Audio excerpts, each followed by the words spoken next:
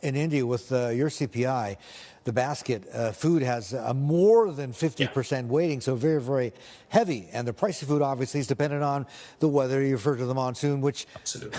nobody has any control over.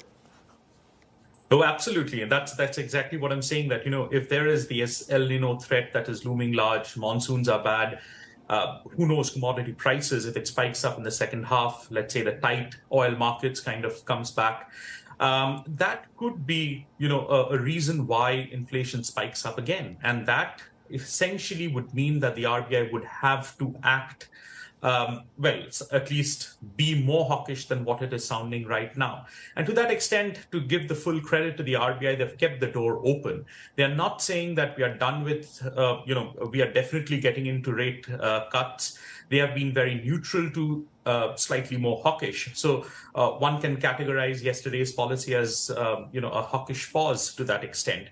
And hence, the importance of getting back to the 4% inflation target is precisely, I think, to take care of a lot of these upside risks to inflation that we can possibly have.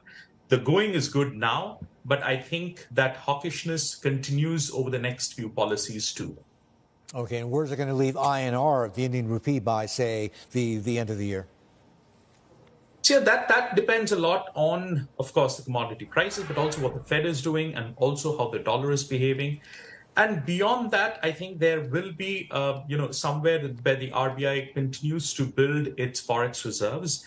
To that extent, I think the rupee trades in a narrow band, probably around the 82 to 83 mark, and keeps on a slight depreciating bias, given where the dollar movements could be over the next few months, and obviously depending on the Fed hike cycle or pause cycle, whichever way it swings, as well as the kind of slowdown that we could see in the global economy, and the resultant, let's say, EM flows, and to that extent, the INR could be on a slight depreciating bias.